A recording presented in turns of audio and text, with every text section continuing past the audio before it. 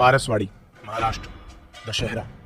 जहां पूरी दुनिया में रावण दहन की तैयारी हो रही थी, महाराष्ट्र के इस छोटे से गांव का माहौल थोड़ा अलग था। जहां के गोंड कबीले के लगभग 300 लोगों ने एक पीले रंग की मूर्ति के आसपास घेरा बनाया हुआ था। ढोल नगाड़ों की आवाज, गोंडी फोक गाने और मिट्टी के हाथी के आसपास नाचते हुए लोग। ये पीली मूर्ति थी इस कबीले के धर्मगुरु की, एक ऐसा राक्षस जिसे बुराई और अहंकार का प्रतीक माना जाता है। ये मूर्ति थी राक्षसों के राजा लंकापति रावण की। और सिर्फ यही कबीला नहीं, कई जगहों पर रावण को एक ब्राह्मण और एक क्षत्रिय के रूप में भी पूजा जाता है। लेकिन आखिर एक पापी राक्षस के लिए देवताओं के समान दर्जा क्यों?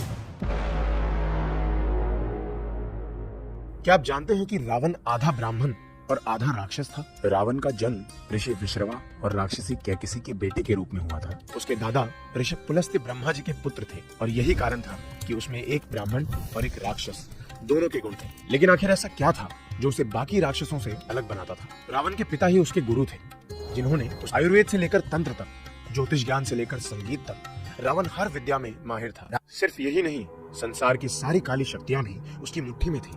वो अपनी इच्छा से ग्रहों की दिशा तक बदल देता था।